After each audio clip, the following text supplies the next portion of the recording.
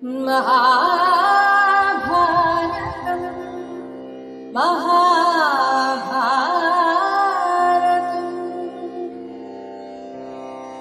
यदा यदा हि धर्मस्य ग्लानिर्भवति भारत अभ्युत्थानमधर्मस्य तदात्मानं सृजाम्यहम् परित्राणाय साधूनां विनाशाय च दुष्कृतां धर्मसंस्थापनार्थाय സംഭവാമി യുഗേ യുഗേ. മനോഹരമായ വിരാട നഗരത്തിലേക്ക് കയറുമ്പോൾ യുധിഷ്ഠിരൻ ഭുവനേശ്വരിയായ ദുർഗാദേവിയെ മനസ്സുകൊണ്ട് വാഴ്ത്തി. ഇവിടെ ഇനിയൊരു ദുർഗാസ്തുതിയാണ്. യുധിഷ്ഠിരൻ പറയുന്നു, യശോദ പെറ്റവളും നാരായണന് ഏറ്റവും ഇഷ്ടപ്പെട്ടവളും നന്ദഗോപന്റെ വംശത്തിൽ പിറന്നവളും മംഗല്യത്തെയും കുലത്തെയും വർദ്ധിപ്പിക്കുന്നവളും കംസനെ വിദ്രവിപ്പിച്ചവളും ദൈത്യന്മാരെ മുടിച്ചവളും പാറപ്പുറത്തടിച്ചപ്പോൾ ആകാശത്തേക്കുയർന്നവളും വാസുദേവന്റെ സഹോദരിയുമായ ദേവിയെ ഞാൻ നമസ്കരിക്കുന്നു.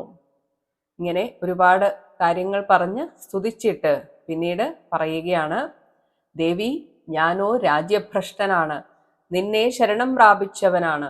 ഞാൻ ശിരസ്സു കുമ്പിട്ട് നിന്നെ കൂപ്പുന്നു ദേവി. സുരേശ്വരി, എന്നെ കാത്താലും. ദുർഗേ, നീ ശരണമാവുക. ഭക്തവത്സലേ ശരണ്യേ. ഇങ്ങനെ ആ യുധിഷ്ഠിരൻ സ്തുതിക്കവേ ദേവി പ്രത്യക്ഷയായി അടുത്തു ചെന്ന് യുധിഷ്ഠിരനോട് ഇപ്രകാരം പറഞ്ഞു, കേൾക്കൂ യുധിഷ്ഠിര, ഞാൻ പറയുന്ന വാക്കുകൾ. ഏറെ വൈകാതെ ഭവാൻ യുദ്ധത്തിൽ വിജയിയാകും. എന്റെ പ്രസാദത്താൽ നീ ശത്രുക്കളെ ജയിച്ച് കൗരവപ്പടയെ കൊന്ന് രാജ്യത്തെ വീണ്ടും നേടി അനുഭവിക്കുന്നതാണ്. നിന്റെ സഹോദരന്മാരോടു കൂടി നീ സന്തോഷത്തോടെ ആ രാജ്യം അനുഭവിച്ച് ജീവിക്കുന്നതാണ്. എന്റെ പ്രസാദത്താൽ നിനക്ക് സൗഖ്യവും ആരോഗ്യവും ഉണ്ടാകും. ഇങ്ങനെ ധർമ്മജനോട് അരുളി ചെയ്ത് പാർത്ഥന്മാരുടെ രക്ഷയ്ക്ക് അനുഗ്രഹിച്ച് അവിടെ തന്നെ മറഞ്ഞു. അങ്ങനെ ആദ്യമായി യുധിഷ്ഠിരൻ വിരാട രാജധാനിയിലേക്ക് പ്രവേശിക്കുകയാണ്. യുധിഷ്ഠിരൻ രത്നമയങ്ങളും സ്വർണമയങ്ങളുമായ അക്ഷങ്ങളെ മുണ്ടിൽ പൊതിഞ്ഞ് കക്ഷത്തിലൊതുക്കി സഭാസ്ഥാനത്തിൽ വിരാട രാജാവിന്റെ മുമ്പിലേക്ക് ചെന്നു. ഇങ്ങനെ ദേവതുല്യനായി പ്രശോഭിക്കുന്ന ഒരു പുരുഷ വ്യാഘ്രൻ തൻ്റെ അടുത്തേക്ക് വരുന്നത് കണ്ടിട്ട് വിരാട രാജാവ് വളരെ കൗതുകത്തോടുകൂടെ നോക്കുകയാണ്. കാരണം കാഴ്ചയിൽ ആ വരവിൽ ശരിക്കും ഒരു ഗംഭീരനായ ഒരു ക്ഷത്രിയൻ രാജാവ് തന്നെ വരുന്നത് പോലെയുണ്ട്. പക്ഷെ വേഷം ബ്രാഹ്മണന്റെയാണ്. അങ്ങനെ കൂടെ ഉള്ളവരോടും വിരാട രാജാവ് ചോദിക്കുന്നു, ഇതാരാണ്? എന്തായാലും ഇയാളെ കണ്ടിട്ട് ബ്രാഹ്മണനാണെന്ന് തോന്നുന്നില്ല, പക്ഷെ ആ വേഷം ഒരു ബ്രാഹ്മണന്റേതാണ്. ഇങ്ങനെ ശങ്കാകുലനായ വിരാടന്റെ അടുത്ത് ചെന്ന് ധർമ്മപുത്രർ പറഞ്ഞു, മഹാരാജാവേ, ഉപജീവനത്തിനു വേണ്ടി ഭവാന്റെ സന്നിധിയിലെത്തിയിരിക്കുന്ന ഒരു ബ്രാഹ്മണനാണ് ഞാൻ. എന്റെ സർവധനവും നശിച്ചു പോയിരിക്കുന്നു. ഇനി ഭവാന്റെ അടുത്ത് ഇച്ഛാനുവർത്തിയായി പ്രഭോ വസിക്കുവാൻ ആഗ്രഹിച്ച് വന്നിരിക്കുകയാണ്. ഉടനെ രാജാവ് അവനെ സ്വാഗതം പറഞ്ഞ് സ്വീകരിച്ചു. ഇങ്ങനെ മഹായോഗ്യനായ ഒരു സുഹൃത്തിനെ കിട്ടിയതിൽ രാജാവ് സന്തോഷിച്ചു. വളരെ സന്തോഷത്തോടെ രാജാവ് പറഞ്ഞു, ഭവാനോട് പ്രീതിയോടെ ഞാൻ ചോദിക്കുകയാണ്, ഭവാൻ ഏത് രാജ്യത്ത് നിന്നാണ് വരുന്നത്? ഭവാന്റെ ഗോത്രം ഏതാണ്? പേരെന്താണ്? വാസ്തവം പറയുക. ഭവാന് എന്ത് പണിയാണ് അറിയുക? അപ്പോൾ യുധിഷ്ഠിരൻ പറഞ്ഞു, രാജാവേ, ഞാൻ പണ്ട് യുധിഷ്ഠിരന്റെ സഖാവായിരുന്നു. വൈയാഘ്രപാദ്യനാണ്. അതായത് വ്യാഘ്രപദം എന്ന ഗ്രാമത്തിൽ ജനിച്ചവനെന്നും വ്യാഘ്രത്തെ പോലെ ചാടി വീഴുന്ന യമന്റെ പുത്രനാണെന്നും അതിനൊരു ഉള്ളർത്ഥമുണ്ട്. അക്ഷപ്രയോഗത്തിൽ എനിക്ക് നല്ല അറിവുണ്ട്, കളിക്കുകയും ചെയ്യാം. പേര് കങ്കൻ എന്നാണ്. വിരാടൻ ചോദിച്ചു, ഭവാന് എന്ത് വരമാണ് വേണ്ടത്? ഭവാന് ഇഷ്ടമായ വിധം മത്സ്യരാജ്യം ഭരിച്ചാലും എന്നെയും ഭരിച്ചാലും ഞാൻ ഭവാന് അധീനനാണ്. കാരണം ആ ഗാംഭീര്യം കണ്ടിട്ടാണ് വിരാട രാജാവ് ഇങ്ങനെയൊക്കെ പറയുന്നത്. ഇപ്പൊ യുധിഷ്ഠിരൻ പറയുകയാണ്, കളിയിൽ എന്നോട് തോൽക്കുന്നവരാരും എനിക്ക് ധനമൊന്നും തരേണ്ടതില്ല. ഈ ഒരു വരം ഭവാൻ എനിക്ക് കനിഞ്ഞു നൽകണം. വിരാടൻ പറഞ്ഞു, ഭവാന് അപ്രിയം ചെയ്യുന്നവനെ ഞാൻ കൊന്നുകളയും. ബ്രാഹ്മണനാണെങ്കിൽ അവരെ ഞാൻ നാട് കടത്തും. എന്റെ നാട്ടിലുള്ള ജനങ്ങളൊക്കെ കേട്ടുകൊള്ളട്ടെ. എന്റെ ഈ ഭൂമിക്ക് ഞാൻ നാഥൻ എന്ന വിധം കങ്കനും നാഥനാണെന്ന് ധരിക്കട്ടെ. വസ്ത്രം, പാനം, ഭോജനം, വാഹനം ഇവയിലെല്ലാം എന്നോട് തുല്യനായിരിക്കുന്നു ഇദ്ദേഹം. എന്റെ വാതിൽ ഭവാന്റെ മുമ്പിൽ ഇതാ നിർബാധം തുറന്നു വച്ചിരിക്കുന്നു. അകത്തും പുറത്തും സ്വതന്ത്രനായി ഭവാന് പെരുമാറാം. ജീവിതവൃത്തിക്ക് പോരാതെ കുഴങ്ങി വല്ലവരും അങ്ങയോട് സങ്കടപ്പെട്ട് പറയുന്നുണ്ടെങ്കിൽ ഭവാന്റെ ഹിതം പോലെ ചെയ്യുവാൻ ഞാൻ തയ്യാറാണ്. ഒരു വാക്ക് എന്നോട് പറഞ്ഞാൽ മതി, അവർക്ക് വേണ്ടതെല്ലാം ഞാൻ അപ്പോൾ നൽകുന്നതാണ്. എന്റെ അടുക്കൽ പെരുമാറുന്നതിന് അങ്ങേക്ക് ഭയപ്പെടാൻ ഒന്നുമില്ല. ഇങ്ങനെ വിരാട രാജാവുമായി സംഗമം ലഭിച്ചതിന് ശേഷം യുധിഷ്ഠിരൻ സുഖമായി അഭിമാനത്തോടുകൂടെ തന്നെ അവിടെ പാർത്തു വന്നു. ഇനി അടുത്തതായി ഭീമസേനൻ വിരാട രാജ്യത്തേക്ക് വരികയാണ്. സിംഹത്തെ പോലെ നടന്ന് രാജാവിന്റെ സമീപത്തേക്ക് അടുത്തു. ഈ വന്ന ആളുടെ കയ്യിൽ ഒരു ചട്ടുകവും കടകോലും ഉണ്ട്. അതേസമയം ഉറയില്ലാത്ത ഒരു വാളുമുണ്ട്. അവൻ ഒരു പാചകക്കാരനെ പോലെയാണ് കാഴ്ചയിൽ, എന്നാൽ സൂര്യനെ പോലെ കാന്തിമാനാണ്. രാജാവിന്റെ മുൻപിലെത്തി അവൻ നിന്നു.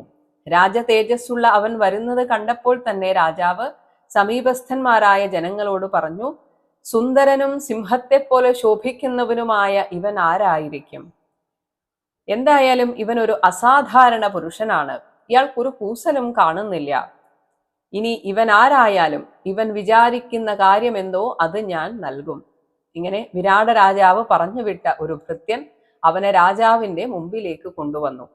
രാജാവ് അവനോട് ചോദിച്ചതിന് ഉത്തരമായിട്ട് അവൻ വിരാട രാജാവിന്റെ അടുത്ത് അധീനനായി നിന്നുകൊണ്ട് പറഞ്ഞു, രാജാവേ, ഞാനൊരു വെപ്പുകാരനാണ്.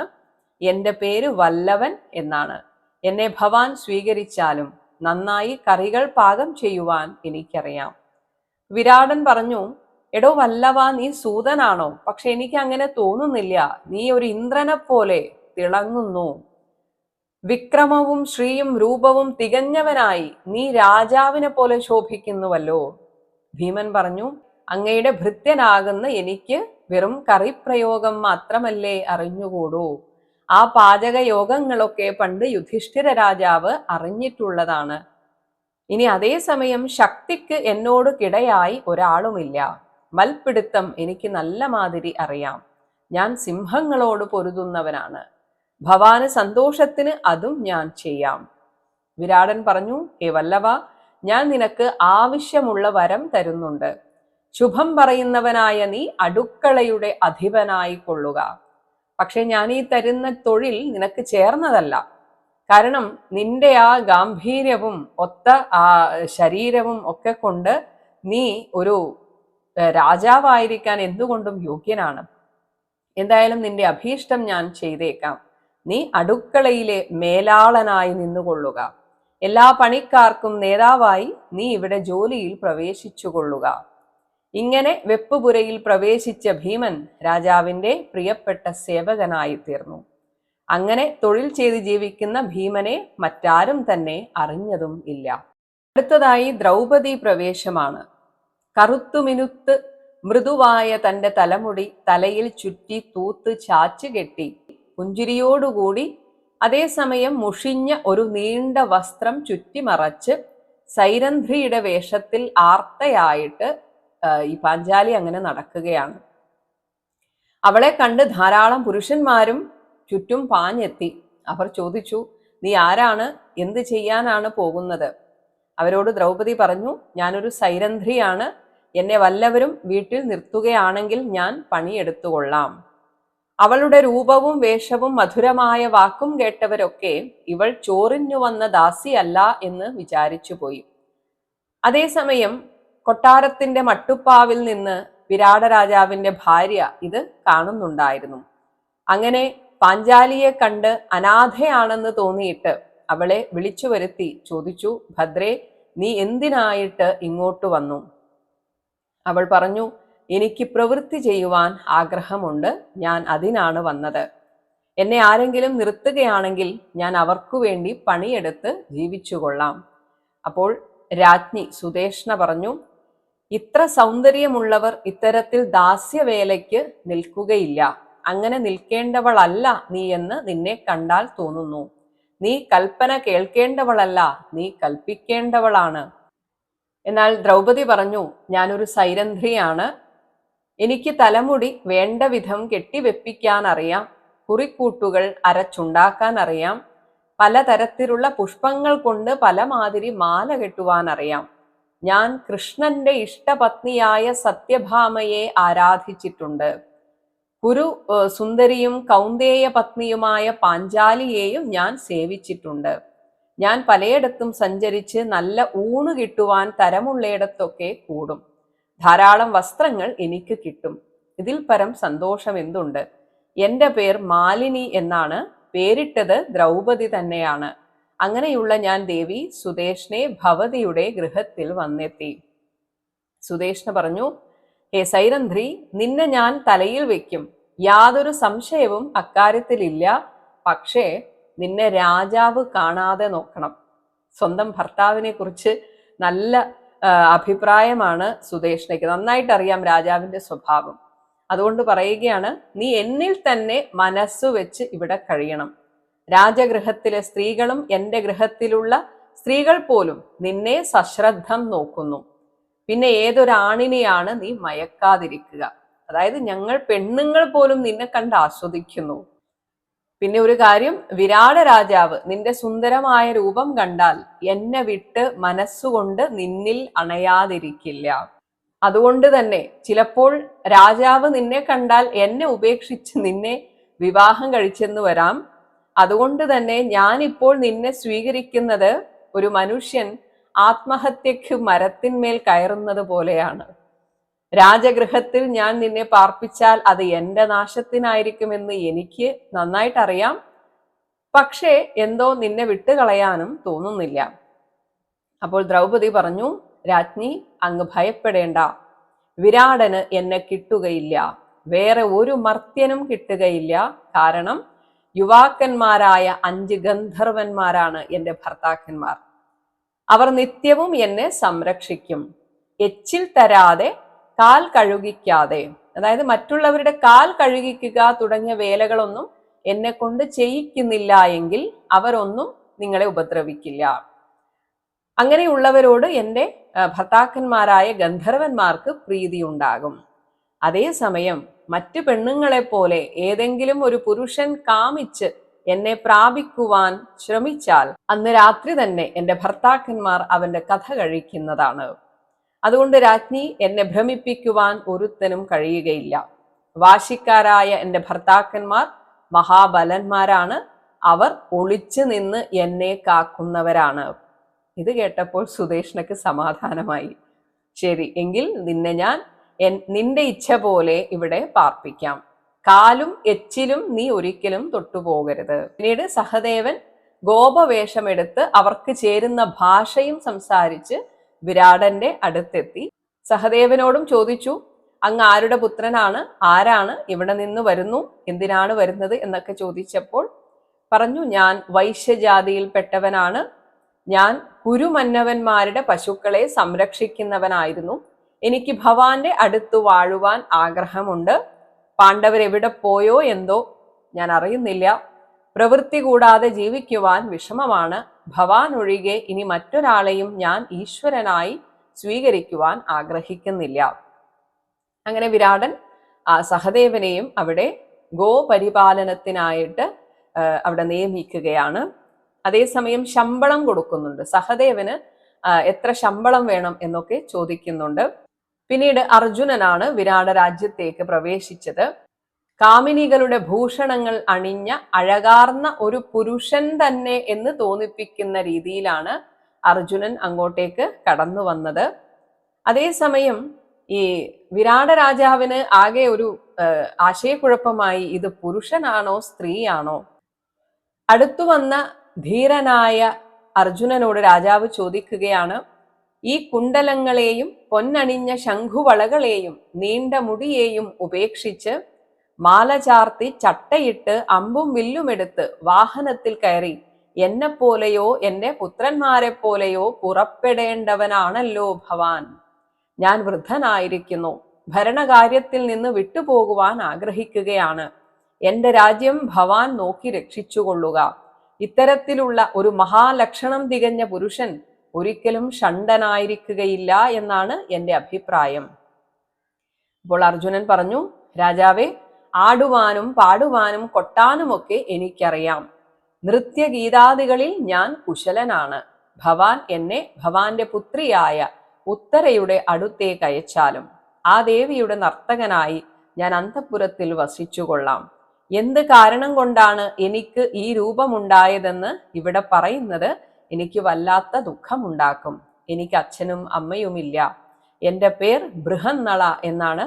ഞാനൊരു കുമാരനോ കുമാരിയോ ആണ്, രണ്ടുമാണ് എന്ന് പറയുന്നു. വിരാടൻ പറഞ്ഞു, ഹേ ബൃഹന്നളെ, ഞാൻ നിനക്ക് വരം തരാം, നീ പറഞ്ഞതുപോലെ ചെയ്തു കൊള്ളുക.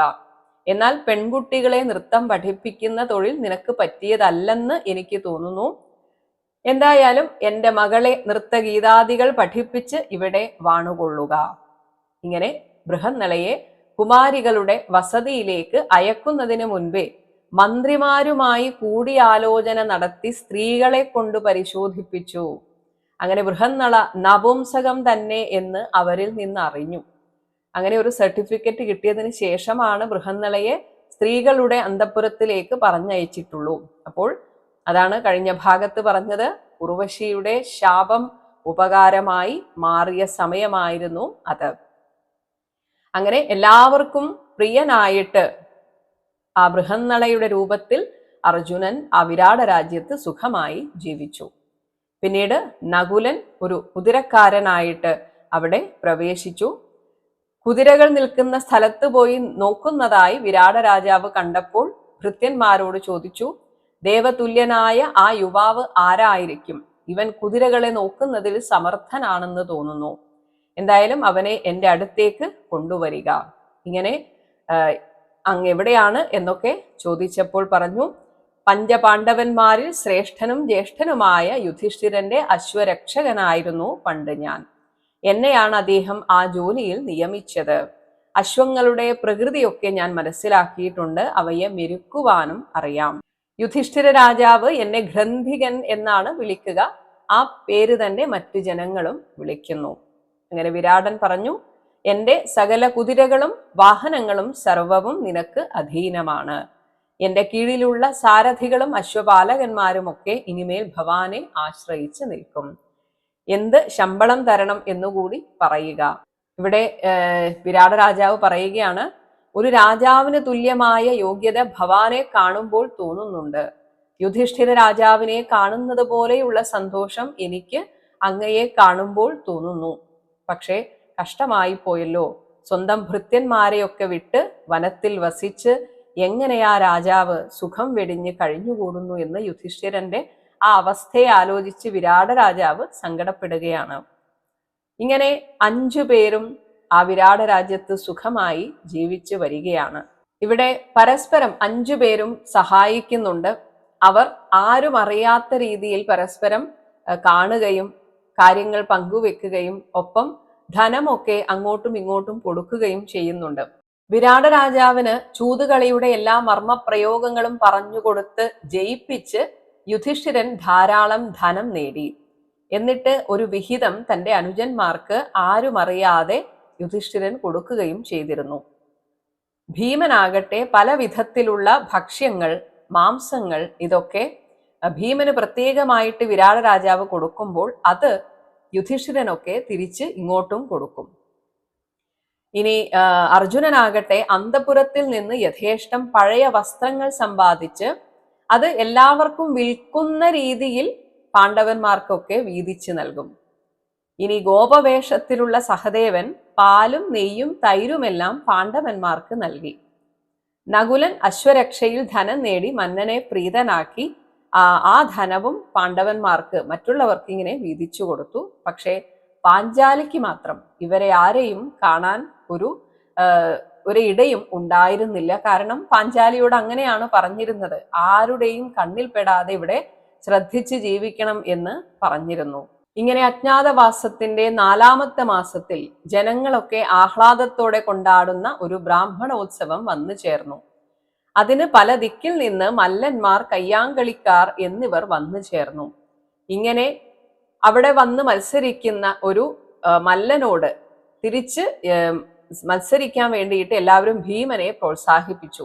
ആദ്യമൊക്കെ ഭീമൻ പിന്മാറി. കാരണം അഥവാ കൊന്നുപോയാലോ എന്നൊരു പേടി ഭീമനുണ്ട്. പക്ഷേ എല്ലാവരും ഇങ്ങനെ പ്രോത്സാഹിപ്പിച്ചപ്പോൾ പിന്നെ ഭീമന് മാറി നിൽക്കാൻ സാധിച്ചില്ല. അങ്ങനെ ആദ്യമായി അവർ തമ്മിൽ ബാഹുയുദ്ധം ആരംഭിച്ചു. ഈ മല്ലന്റെ പേര് ജീമൂതൻ എന്നാണ്. ഇങ്ങനെ രണ്ടുപേരും കൂടെ അവസാനം യുദ്ധം ചെയ്ത് അവസാനം ആ മല്ലനെ ഭീമൻ തലയ്ക്ക് ചുറ്റും വീശി. വീരവാനായ ഭീമന്റെ പ്രവൃത്തി കണ്ടപ്പോൾ മല്ലന്മാരും മത്സ്യരാജാവും അത്ഭുതപ്പെട്ടു. അതോടുകൂടെ മല്ലന്റെ സകല ബോധവും നശിച്ചു. ആ കൂറ്റനെ പിടിച്ച് ഭീമൻ നിലത്തിട്ട് അരച്ചു. ലോകപ്രസിദ്ധനായ ജീമൂതൻ ചത്തപ്പോൾ വിരാടൻ ബന്ധുജനങ്ങളോടുകൂടി വളരെയധികം സന്തോഷിച്ചു. അതിരറ്റ സന്തോഷത്താൽ അരങ്ങിൽ വെച്ച് തന്നെ വല്ലവന് മത്സ്യരാജാവ് ധാരാളം ധനം നൽകി. ഇങ്ങനെ പല മല്ലന്മാരെയും കൊന്ന് ഭീമൻ മത്സ്യരാജാവിനെ സന്തോഷിപ്പിച്ചു.